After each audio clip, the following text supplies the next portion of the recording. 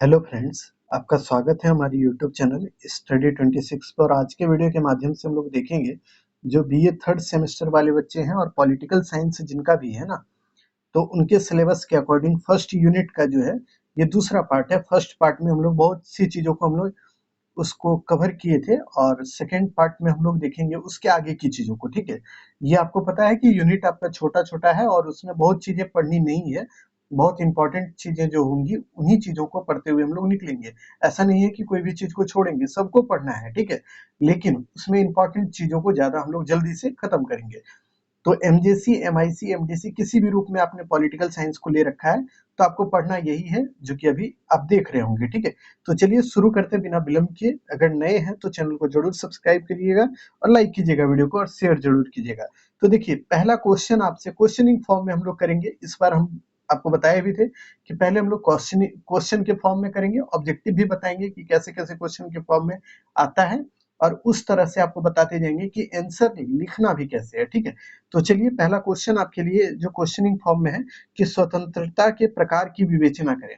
यानी देखिए, स्वतंत्रता के बारे में हम लोग पढ़ रहे थे, उसी में ये दूसरा पार्ट है, तो उसमें स्वतंत्रता के प्रकार को हम लोग पढ़ेंगे कि आखिर स्वतंत्रता के कितने प्रकार होते हैं, उसी को आपको समझना है। तो देखिए, स्वतंत्रता के कई एक प्रकार हैं, ऐसा नहीं है कि कोई गिना चुना है 10, 20, 25, ऐसा नहीं है, बहुत से प्रकार होते हैं। लेकिन आपको इंपॉर्टेंट जो प्रकार होते हैं उसको देखना है। ठीक है, तो देखिए इसको डायग्राम जब आप आंसर लिखिएगा ना, तो स्वतंत्रता के प्रकार को इसी तरह से आप लिखिएगा, इसके डायग्राम को बनाइएगा, ताकि जो एग्जामिनर है वो इन्फ्लुएंस हो सके आपके विचारों से, आपके आंसर राइटिंग से। ठीक है, तो इसमें देखिए पहला प्रकार जो होता है, इसमें स्वतंत्रता का प्राकृतिक स्वतंत्रता होता है, दूसरा होता है राजनीतिक स्वतंत्रता, तीसरा नागरिक स्वतंत्रता, चौथा होता है नैतिक स्वतंत्रता, पांचवा होता है व्यक्तिक स्वतंत्रता, उसके बाद देखिए आर्थिक स्वतंत्रता, फिर धार्मिक स्वतंत्रता। इतने स्वतंत्रता के प्रकार के बारे में आपको जानना है। ठीक है, इसमें देखिए याद करने वाली कोई भी चीज नहीं है, जैसे आपको बताएंगे वैसे चीजों को समझना है केवल। ठीक है, देखिए बहुत सी चीजें ऐसी है जो टॉपिक है, उसको समझने से आप पढ़िएगा ना समझ के, तो वो टॉपिक जल्द ही कवर हो जाएगा, उसके लिए आपको ज्यादा दिमाग लगाने की जरूरत नहीं पड़ेगी। लेकिन कुछ टॉपिक ऐसे होते हैं जहाँ पे समझने के साथ साथ आपको थोड़ा बहुत तर्क का भी प्रयोग करना होता है, यानी कि याद भी करना होता है। लेकिन आज का टॉपिक जो है ये समझने पर बेस्ड है, इसको समझ लीजिएगा तो बात खत्म। ठीक है, तो देखिए प्राकृतिक स्वतंत्रता एक एक करके अब लिखिएगा। तो प्राकृतिक स्वतंत्रता आखिर होता क्या है? तो प्राकृतिक स्वतंत्रता का मतलब देखिए इस तरह समझिए कि हम और आप, हम सब जो जन्म लिए, तो सब कोई स्वतंत्र रूप से पैदा होता है। आप देखिए कोई भी बच्चा पैदा होता है तो उसके पास कुछ होता है कि ऐसा थोड़ी होता है कि उसको जंजीर में बांध के कोई पैदा कर रहा है, ऐसा तो कुछ भी नहीं होता है। सब स्वतंत्र पैदा होता है, उसी तरह हम लोग भी पैदा होते हैं। ठीक है, इसीलिए कहा जाता है ना कि व्यक्ति हर जगह स्वतंत्र पैदा भले होता है लेकिन वो जंजीर से जकड़ा होता है। ठीक है, तो ये भी स्टेटमेंट आपको ध्यान में रखना है, किसका है वो अभी बताएंगे बाद में। लेकिन पहले ये समझिए प्राकृतिक स्वतंत्रता का मतलब यही होता है ना कि हम लोग सब स्वतंत्र पैदा हुए, और देखिए हमारे पास प्राकृतिक के द्वारा यानी कि नेचर के द्वारा हम लोगों को कुछ चीजें दी गई है नेचुरली, उसका यूज हम लोग करते हैं ताकि हम लोग अपनी आवश्यकताओं को पूरा कर सके। आवश्यकताओं का मतलब है कि आपको ये आपको समझा दे, आपको प्यास लगता है तो पानी पीते हैं आप। तो पानी क्या आप और हम बनाए हैं? बिल्कुल नहीं बनाए, ये तो नेचर के द्वारा हम लोगों को दिया गया है। लेकिन इसका मतलब ये नहीं है कि पानी आपको प्यास लगा आपने पी लिया और उसका फिर दुरुपयोग कर दिए, ये जरूरी नहीं है। जरूरी ये है कि आपको जितना जरूरत है पानी पीने का उतना पीजिए, उसके बाद उसको रहने दीजिए। यही होता है प्राकृतिक स्वतंत्रता। यानी इस स्वतंत्रता का मतलब ये होता है कि आप अपनी चीजों को यूज कीजिए, ठीक है, और उसके बाद जो चीजें हैं ना उसको रहने दीजिए, ताकि आने वाली जो पीढ़ी है उसको भी उसका लाभ मिल सके। ठीक है, तो पहली बात यही समझेंगे इसमें। प्रत्येक मानव जो होता है वो स्वतंत्र रूप से पैदा होता है, यही चीज अभी हम बताए भी थे। वह प्रकृति से प्राप्त चीजों का उपयोग करता है, अपनी आवश्यकताओं को पूरा करता है। लेकिन इसका कतई मतलब नहीं है कि मानव मनमाने ढंग से प्राकृतिक चीजों का दुरुपयोग करे। अगर मानव जो है कि प्राकृतिक चीजों का दुरुपयोग करता है तो ऐसी स्थिति में समाज में की जो व्यवस्था है वो अस्त व्यस्त हो जाएगी। यानी कि कहने का मतलब ये बता रहा है प्राकृतिक स्वतंत्रता के अंतर्गत कि हम लोग को जो भी चीजें मिली है जो कि प्रकृति के द्वारा, उसका हम लोग को भली भांति और अच्छे ढंग से यूज करना चाहिए। लेकिन इसका मतलब ये नहीं कि उसका दुरुपयोग करें। अगर हम लोग दुरुपयोग करेंगे तो समाज जो हमारा सामाजिक जो संरचना चल रहा है वो अस्त व्यस्त यानी टूट फूट हो जाएगा उसमें। ठीक है, तो पहला चीज आप समझ गए होंगे। दूसरा है व्यक्तिगत स्वतंत्रता, व्यक्तिगत स्वतंत्रता। व्यक्तिगत स्वतंत्रता का मतलब ये होता है, व्यक्तिगत का मतलब समझिए पर्सनल, पर्सनल का मतलब होता है हम सब, पर्सनली सब कोई स्वतंत्र है कि नहीं? आप खुद ही सोचिए ना कि आप खुद भी स्वतंत्र होंगे, कोई भी चीज करते हैं तो हो सकता है कि आप अपने मम्मी पापा से बिना पूछे ही कर लेते हैं वो चीज। तो ये जो स्वतंत्रता होती है ना, जो कि आप बिना पूछे किसी से करते हैं या व्यक्तिगत रूप से करते हैं ना, इसी को बोलते हैं व्यक्तिगत स्वतंत्रता। ठीक है, व्यक्तिगत स्वतंत्रता। तो व्यक्तिगत स्वतंत्रता का अर्थ होता है प्रत्येक व्यक्ति अपनी इच्छा के अनुसार अपने जीवन का नियोजन करने का अधिकार होना चाहिए। मतलब कहने का मतलब ये है कि प्रत्येक व्यक्ति को अपने जीवन का नियोजन करने का अधिकार होता है, उसी को बोलते हैं व्यक्तिगत स्वतंत्रता। मतलब कि इसमें ये है ना कि हर एक व्यक्ति अपने ढंग से, अपनी इच्छा अनुसार कोई भी काम कर सकता है, ठीक है? जिससे वह अपनी शक्तियों का उपयोग कर अपने विकास इच्छा अनुसार कर सकता है। जैसे मान लीजिए आपके पापा का मन होगा कि आप कुछ और करें, आप आईएएस बने, लेकिन आपका हो सकता है मन होगा कि नहीं हमको रेलवे में जाना है। तो आप अपनी इच्छा अनुसार कीजिए ना, यही होता है व्यक्तिगत स्वतंत्रता, ठीक है? जो आप अपनी इच्छा अनुसार करते हैं और अपना विकास भी करते हैं इसके माध्यम से, ठीक है? तो ये आपको ध्यान में रखना है। तीसरा जो स्वतंत्रता है उसको देखिए, आर्थिक स्वतंत्रता। आर्थिक स्वतंत्रता का मतलब ये होता है बाबू कि कोई भी इंसान है ना, उसको ये अधिकार है कि वो किसी भी तरह का पैसा को अपनाए, यानी कि किसी भी तरह का रोजगार करे, किसी भी तरह का वो रोजगार करने के साथ साथ किसी भी तरह का वो जो काम करके पैसा जो इकट्ठा करता है उसका यूज भी अपने इच्छा अनुसार करे, ठीक है? यही होता है आर्थिक स्वतंत्रता। तो इसको समझिएगा, आर्थिक स्वतंत्रता का मतलब है कि प्रत्येक व्यक्ति आर्थिक रूप से किसी अन्य व्यक्ति पर निर्भर ना हो। यानी कि इसका मतलब ये होता है कि हर एक इंसान अपनी इच्छा अनुसार अपने कार्य तो करे ही, और वो किसी और पे निर्भर ना होकर अपना जो मन वैसा काम करिए और अपने जीवन को जी लीजिए, ठीक है? यही होता है आर्थिक स्वतंत्रता, ठीक है? सभी व्यक्तियों को अपना आर्थिक विकास करने का समान अवसर मिलना इसके अंतर्गत आता है, ठीक है?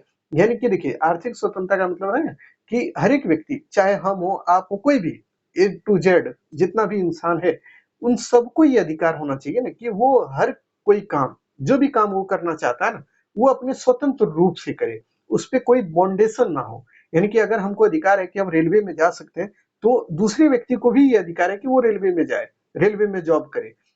आईएएस बनना किसी को मतलब अधिकार है किसी का, तो आपका भी अधिकार है कि आप भी आईएएस बनिए, आपको भी नहीं रोकेगा कोई। तो यही होता है आर्थिक स्वतंत्रता, यानी कि आप आर्थिक रूप से किसी और पर निर्भर ना होकर खुद पर निर्भर है, ठीक है? यही होता है, ठीक?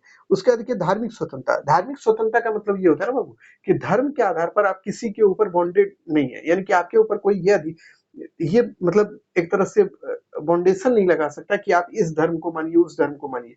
आपका जो मन उसको मानिए, यानी आप अंतःकरण से, यानी अपनी अंदर की आत्मा से जिस धर्म को मानना चाहे उसको मानिए। कोई हिंदू है तो वो हिंदू धर्म को माने, कोई इस्लाम को मानता है तो वो इस्लाम धर्म को माने, कोई ईसाई है तो उसको माने। यानी कि किसी को कोई तरह से रोका नहीं जाएगा, यही है धार्मिक स्वतंत्रता, ठीक है? तो धार्मिक स्वतंत्रता प्रत्येक व्यक्ति अपनी आस्था अनुसार, आस्था का मतलब होता है अपनी इच्छा, अपनी अंतरात्मा अनुसार, ठीक है, किसी भी धर्म को अपना सकता है। इसमें राज्य का कोई हस्तक्षेप नहीं होना चाहिए। यानी आर्थिक स्वतंत्रता ये बोलता है ना कि कोई भी व्यक्ति किसी भी धर्म को अपनाए, उसको माने, उसका प्रचार प्रसार करे, लेकिन इसमें जो है राज्य कोई हस्तक्षेप नहीं करेगा। राज्य का मतलब होता है सरकार या प्रशासन।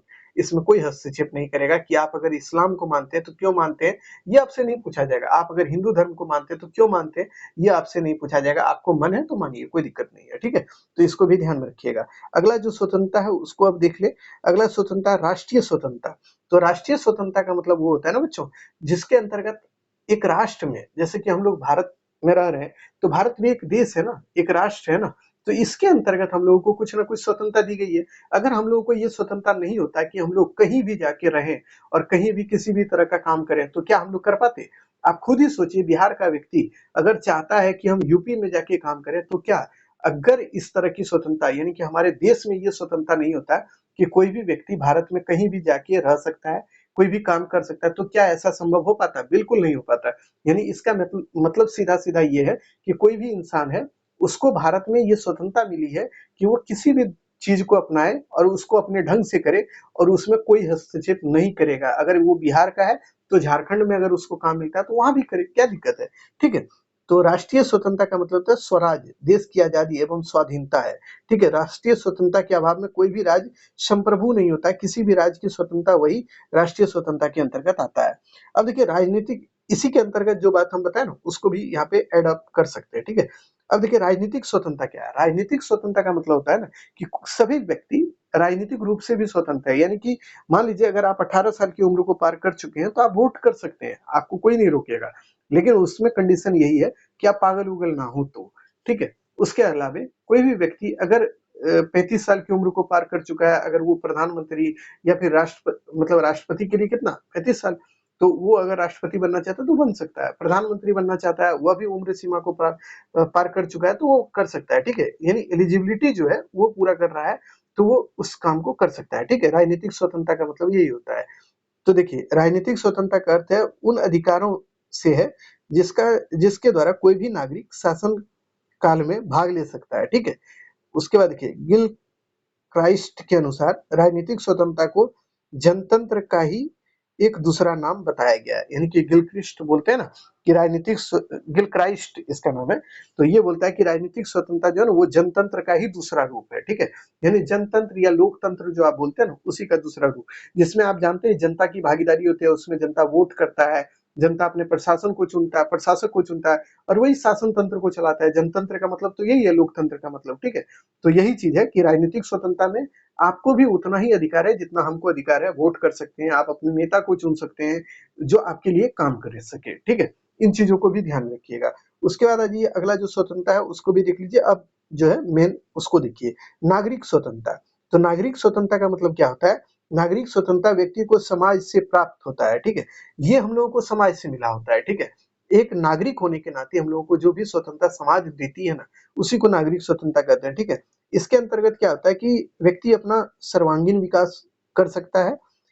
इसमें स्वतंत्र रूप से कार्य करने का अधिकार भी शामिल होता है। यानी नागरिक स्वतंत्रता के ही अंतर्गत हम लोगों को ये अधिकार प्राप्त होता है कि हम लोग कोई भी काम स्वतंत्र रूप से एकदम निर्भीक होकर कर सकते हैं, ठीक है? तो ये चीज आप ध्यान में रखिएगा। उसके बाद देखिए एक होता है वैधानिक स्वतंत्रता। वैधानिक का मतलब होता है कानूनी स्वतंत्रता, ठीक है? तो कानूनी स्वतंत्रता वो होता है ना, जैसे कि हम लोगों को देखिए हमारा कानून कहता है कि हम लोग कोई भी व्यक्ति हैं, अगर कानून के समक्ष अगर हम लोग कोई भी गलती करते हैं ना, तो उसको भी वही सजा दिया जाएगा जो हमको दिया जाएगा। मान लीजिए कि कोई व्यक्ति किसी के साथ गलत कार्य करता है, तो उसको कानून सजा देगी और वही सजा हमारे लिए भी होगा। ऐसा नहीं है कि कोई और सजा हमारे लिए होगा। यानी एक मतलब अपराध के लिए दूसरे को भी वही सजा मिलेगा जो किसी और को मिल रहा है, ठीक है? तो इसी को बोलते हैं वैधानिक स्वतंत्रता। यानी वैधानिक रूप से भी हम लोगों को कुछ कानूनी रूप से भी स्वतंत्रता दी गई है, जो कि आपको ध्यान में रखना है इसके अंतर्गत, ठीक? ये सभी जो थे वो स्वतंत्रता के प्रकार थे जिसको हमने पढ़ लिया है और उसको आप भी ध्यान में रखिएगा कि स्वतंत्रता के कौन-कौन से प्रकार हैं, क्या इंपॉर्टेंस है उसका, वो चीज़ आपको ध्यान में रखनी है, ठीक है? अब चलिए इससे रिलेटेड और भी चीज़ों को देखते हैं हम लोग, जो कि आपके सिलेबस के अकॉर्डिंग है। तो पहली बात ये ध्यान में रखिएगा ना कि नोट करके हम लिख दिए, इसको याद भी रखना है आपको। भारतीय संविधान के अनुच्छेद जो है 19 से 22 में स्वतंत्रता के अधिकार की चर्चा है। जैसे कि आपको पता है कि समानता का अधिकार, स्वतंत्रता का अधिकार, ये सब जो हम लोग को अधिकार दिया गया है, तो ये हर एक मतलब आप देखिएगा भारतीय संविधान के कुछ ना कुछ अनुच्छेद में इसका चर्चा है। तो उसको ध्यान में रखना है कि स्वतंत्रता के अधिकार की चर्चा कहाँ पे है? 19 से 22 में। आर्टिकल 19 से 22 में इसके बारे में चर्चा किया गया है। तो इसको याद रखिएगा, ठीक है? तो अब चलिए आगे की टॉपिक को हम लोग देखते हैं कि अगला टॉपिक है अभिव्यक्ति की स्वतंत्रता। यानी अभिव्यक्ति का मतलब है कोई भी व्यक्ति अपने विचारों को अभिव्यक्त कर सके, उसकी भी स्वतंत्रता हमारे संविधान के अंतर्गत दी गई है। और उसको संविधान के अकॉर्डिंग आपको समझना है कि स्वतंत्रता का जो कंसेप्ट है वो तो आपको समझा दिया अभी तक कि स्वतंत्रता क्या होता है, पिछले वीडियो में बताए थे, उसके प्रकार को भी बता दिए। अब देखिए अभिव्यक्ति की स्वतंत्रता क्या होता है? तो अभिव्यक्ति की स्वतंत्रता का मतलब ये होता है बाबू कि कोई भी व्यक्ति जो अपने विचारों को अभिव्यक्त यानी कि दूसरे के सामने रखने की मतलब उसको स्वतंत्रता दी गई है, आजादी दी गई है हमारे संविधान के अंतर्गत। तो इसमें भी आपको ध्यान में रखना, जो मेन चीजें हैं उसको बताते चलेंगे हम, ठीक है? तो देखिए अनुच्छेद 19 से 22 में स्वतंत्रता के बारे में चर्चा हमारे संविधान में है, वही चीजें रिपीट हम यहाँ किए हैं, तो इसको याद रखेंगे आप। अब देखिए अनुच्छेद 19 का 1 में आपको ध्यान में रखना है, यही आर्टिकल आपको ध्यान रखना है, ठीक है? इसमें आरंभिक दौर में आप देखिएगा शुरू में जब भारत का संविधान बन के तैयार हुआ और लागू हुआ तो उसमें 7 तरह की स्वतंत्रता की बातें की गई थी। बट अभी जो है इसमें 6 स्वतंत्रताओं की चर्चाएं की गई है, जो कि आपको ध्यान में रखना है। जैसे संपत्ति का अधिकार जो था वो आर्टिकल 19 का 1 में ही वर्णित था और उसको अब हटा दिया गया है। 44वां संविधान संशोधन जो 1978 में हुआ था, उसके तहत संपत्ति के अधिकार को हटा के यहाँ से मूव ऑन कर दिया गया है, ठीक है? अब जो है 6 तरह की स्वतंत्रता के बारे में चर्चाएं हमारे आर्टिकल 19 का 1 में किया गया है, ठीक है? तो इसको ध्यान में रखिएगा कि संपत्ति का अधिकार अब स्वतंत्रता का पार्ट नहीं रह गया है, वो कानूनी अधिकार बन गया है, वो हट गया है यहाँ से, ठीक है। तो अब देखिए एक एक करके समझिए। पहला है वाक एवं अभिव्यक्ति की स्वतंत्रता, यानी कि आर्टिकल 19 का एक में ना 6 बात कहा गया है। वो कौन कौन बात है पहले उसको समझिए। वाक एवं अभिव्यक्ति की स्वतंत्रता का मतलब होता है कि आप बोल सकते हैं और अपने विचारों को अभिव्यक्त कर सकते हैं, यानी कि आपको बोलने की स्वतंत्रता है और अपने विचारों को अभिव्यक्त करने की स्वतंत्रता है। आप खुद ही सोचिए, हमारे संविधान में इस बात का अगर उल्लेख नहीं रहता कि हम लोगों को अगर बोलने की स्वतंत्रता नहीं दी गई रहती हमारे संविधान में, तो क्या हम लोग बोल पाते? अगर बोलते तो हो सकता है कि हम लोग के ऊपर कोई और धारा लगाकर हम लोग को जेल में भी डाला जा सकता था। लेकिन सोचिए आप, हमारे संविधान में इसकी चर्चा की गई है, तभी तो हम लोग बोल भी सकते हैं और अपने विचारों को अभिव्यक्त मतलब कि और लोगों के सामने रख भी सकते हैं, यानी कि किसी से बातचीत करते हैं, तो यही तो है कि इसी स्वतंत्रता के अनुकूल, ठीक है। उसके बाद देखिए शांतिपूर्ण सम्मेलन करने की भी स्वतंत्रता हम लोग को दी गई है कि हम लोग कहीं भी शांतिपूर्ण ढंग से सम्मेलन कर सकते हैं, यानी कि वहां पे क्या होगा कि उस सम्मेलन में कोई भी व्यक्ति भाग ले सकता है, उसमें किसी भी तरह का आप वाद विवाद कर सकते हैं, लेकिन वो शांतिपूर्ण होना चाहिए, उसमें कोई भी हथियार वगैरह का यूज नहीं होना चाहिए, ठीक है। उसके बाद देखिए संघ बनाने की स्वतंत्रता, यानी कि हम लोग किसी भी तरह का संघ एगो बना सकते हैं, ग्रुप बना सकते हैं, ये भी हम लोग को स्वतंत्रता दी गई है, ठीक है, इसी के अंतर्गत। उसके बाद देखिए निर्बाध संचरण की स्वतंत्रता। निर्बाध का मतलब होता है ना कि किसी भी बिना रोक टोक के आप कहीं भी जा सकते हैं। अगर भारत में रह रहे हैं तो भारत में अगर आप हैं और मान लीजिए आपको जम्मू कश्मीर जाना है तो आप जा सकते हैं। आपको अगर मन है बिहार आना है तो बिहार आ जाइए। आपको अगर मन है कि यूपी जाना है तो यूपी जाइए, कहीं भी जा सकते हैं, आपको किसी भी तरह का रोक टोक नहीं किया जाएगा। ये स्वतंत्रता यही बोलता है, ठीक है। तो इसीलिए आप सोचिए ना कि हम लोग बिहार के हैं, कहीं भी जाके हम लोग रह लेते हैं, कहीं भी काम कर लेते हैं, कहीं भी किसी भी तरह का रोजगार प्राप्त कर लेते हैं, और बाहर के लोग भी हमारे यहाँ आके उस तरह के रोजगार को प्राप्त कर लेते हैं। तो यही मेन रीजन इसका यही है कि हम लोगों को ये अधिकार दिया गया हमारे संविधान के अंतर्गत, और आर्टिकल कितना, तो 19 का 1 के अंतर्गत, ठीक है। उसके बाद देखिए देश में कहीं भी रहने बसने की भी स्वतंत्रता है कि हम लोग कहीं भी जाके रह सकते हैं, बस सकते हैं। जैसे बिहार का व्यक्ति है और चाहे कि अगर वो मान लीजिए झारखंड में रह रहा है तो वो रह सकता है, वहां पे जमीन खरीदे, वहां घर बना ले, वहीं रहने लगे तो कोई दिक्कत नहीं है, उसको कोई नहीं रोक सकता है, ठीक है। उसके संपत्ति के अधिकार के बारे में अभी तुरंत हम बता दिए, इसको हटा दिया गया है। 44वें संविधान संशोधन 1978 के द्वारा इसको यहाँ से रिमूव कर दिया गया है, ठीक है। और देखिए जीविकोपार्जन हेतु कोई भी वृत्ति अपनाने का स्वतंत्रता भी या अधिकार भी हम लोग को दिया गया है, यानी कि हम लोग किसी भी तरह का वृत्ति, वृत्ति का मतलब होता है ना कोई भी काम हम लोग कर सकते हैं जिससे कि हम लोगों को पैसा मिले और अपना जीविका हम लोग चला सके। जैसे कि मान लीजिए कोई अगर मजदूर है तो वो मजदूरी क्यों करता है? अपना पेट पालने के लिए ना, अपनी मतलब उसको जो दिक्कतें हैं या उनकी जो मूलभूत सुविधाएं हैं उसको वो प्राप्त कर सके, यानी कि कहने का मतलब ये है उसको खाना पीना चाहिए, उसके लिए उसको पैसा चाहिए, इसीलिए तो वो मजदूरी कर रहा है या काम कर रहा है। आप ही में से कुछ बच्चे होंगे जो हो सकता है कि अपने मम्मी पापा का सपोर्ट करते होंगे काम करते हुए, तो क्यों करते हैं आप? तो इसका रीजन है ना कि आपके मम्मी पापा को इससे लाभ मिल सके, आपको भी लाभ हो सके, और ताकि आप अपना भी जीविका चला सकें, ठीक है। कोई भी आदमी किसी भी तरह का काम करता है तो वो कमी के ही वजह से तो करता है। अगर किसी के पास कोई भी चीज पूरा है तो वो क्यों करे कोई काम, ठीक है। तो इस बात को भी ध्यान में रखना। तो आर्टिकल 19 को याद रखिएगा, इसमें जो भी स्वतंत्रता दी गई है उसको ध्यान में रखिएगा, क्योंकि यहाँ से सवाल होगा कि ऑब्जेक्टिव आपसे बन जाएगा, ठीक है। और जब ऑब्जेक्टिव कराएंगे तब आपको समझ भी आएगा। अब देखिए वाक एवं अभिव्यक्ति की स्वतंत्रता क्या कहता है, तो इसको समझिए।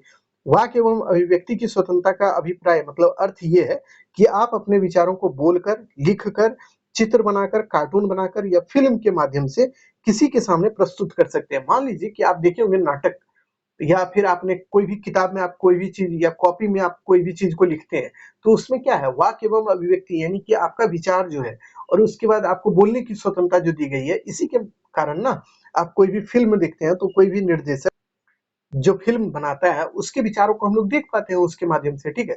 तो इसीलिए वाक एवं अभिव्यक्ति की स्वतंत्रता का मतलब यही है कि आप अपने विचारों को फिल्म के रूप में लिख करके, कार्टून बना के, चित्र बना करके किसी भी माध्यम से दूसरे के सामने रख सकते हैं, ठीक है। तो इसको ध्यान में रखना है, इसका मतलब यही होता है। उसके बाद देखिए इसी के अंतर्गत इसमें क्या-क्या शामिल है, यानी वाक एवं अभिव्यक्ति की स्वतंत्रता के अंतर्गत क्या-क्या शामिल है उसको आप देख लीजिए। तो इसमें 7, 8, 9 पॉइंट है, इसको ध्यान में रखिएगा, इसको भूलिएगा मत। अभिव्यक्ति की स्वतंत्रता आपका देखिए टॉपिक ही है, यानी यूनिट 1 का लास्ट टॉपिक यही है। इसको अगर देख लेते हैं तो बात खत्म। और इसको हम, ऐसा नहीं है कि इतना ही कम में हो जाएगा, इसको थोड़ा बड़ा भी कराएंगे, लेकिन यहाँ पे अभी हम लोग इसके एक तरह से आउटलाइन आपको बता दे रहे हैं ताकि आपको चीजें याद रहे, आपको समझ में आए। जब नई चीजें हम लोग लाएंगे तो आपको फिर उसका मजा भी अलग मिले, ठीक है, बाद में वो आपको पता चलेगा। तो देखिए पहले हम लोग इसमें देखते हैं प्रेस की स्वतंत्रता। प्रेस की स्वतंत्रता का मतलब होता है ना कि न्यूज़पेपर ये सब जो आप देखते हैं ना, ये हमारे देश में प्रेस की स्वतंत्रता नहीं रहती तो क्या न्यूज़पेपर छपता? बिल्कुल नहीं छपता। यानी कि इसी की स्वतंत्रता के कारण न्यूज़पेपर वगैरह जो छपता है उसको आप देख पाते हैं, ठीक है। उसके बाद देखिए व्यावसायिक विज्ञापन की स्वतंत्रता, यानी आप देखते होंगे अभी आप जैसे कि मान लीजिए कोई भी वीडियो आप चलाइएगा यूट्यूब पे तो देखिएगा उसमें ऐड आता है, तो ऐड में क्या होता है, व्यावसायिक विज्ञापन होता है ना, उसमें प्रचार प्रसार होता है। तो उसको क्यों, मतलब वो कोई भी व्यक्ति क्यों दिखा सकता है, उसको स्वतंत्रता है इस बात की तब तो वो दिखाता है, अन्यथा वो दिखा पाता नहीं, दिखा पाता, ठीक है। उसका कोलैबोरेट होता है, यूट्यूब से किया होगा तब तो वो कर पाता है, ठीक है। तो इस बात को ध्यान में रखिएगा। उसका देखिए इलेक्ट्रॉनिक मीडिया को लाइव प्रसारण का अधिकार, यानी कि कोई भी व्यक्ति आप देखिएगा लाइव स्ट्रीमिंग करता है या फिर लाइव आके वीडियो बनाता है। हम भी हो सकता है कभी आने वाले फ्यूचर में लाइव लाइव में आके हम लोग वीडियो बनाएंगे, तो उस समय क्यों कर पाएंगे? तो यही जो हम लोग को स्वतंत्रता दी गई है इसी के माध्यम से। चुप रहने का भी अधिकार इसी के अंतर्गत आता है, ऐसा नहीं है कि केवल बोलने का अधिकार, चुप रहते भी हैं तो यह भी हमारी वाक और अभिव्यक्ति की स्वतंत्रता के ही अंतर्गत आता है, ठीक है। इसको भी ध्यान में रखिएगा। इंटरनेट प्राप्त करने का अधिकार, यानी हम लोग जो इंटरनेट चलाते हैं वह भी इसी के अंतर्गत आता है। उसके बाद देखिए सरकारी गतिविधियों की जानकारी प्राप्त करने का भी अधिकार इसी के अंतर्गत है, ठीक है। विरोध प्रदर्शन करने का अधिकार, लेकिन हड़ताल नहीं करने का अधिकार भी इसी के अंतर्गत शामिल है। तो इतनी चीजें आपको ध्यान में रखनी है। और उसके बाद दो बात और है, आयोजित बंद का विरोध, मतलब के विरोध का अधिकार, यानी कि अगर मान लीजिए कभी भी कोई भी तरह का बंदी है तो उसका भी आप विरोध कर सकते हैं, लेकिन शांतिपूर्ण ढंग से। ये भी अधिकार हम लोग को दिया गया है, ठीक है। उसके बाद देखिए ध्वज फहराने का भी अधिकार हम लोग को इसी के अंतर्गत दिया गया है। यानी कोई भी व्यक्ति आप देखिएगा 15 अगस्त या 26 जनवरी को अगर झंडोत्तोलन करता है यानी ध्वज फहराता है, तो वो किस स्वतंत्रता के अंतर्गत, वाक और अभिव्यक्ति की स्वतंत्रता के अंतर्गत, ठीक है। तो इसमें क्वेश्चन पूछेगा कि प्रेस की स्वतंत्रता किसके अंतर्गत आता है, तो वाक एवं अभिव्यक्ति की स्वतंत्रता के अंतर्गत आता है, ठीक है।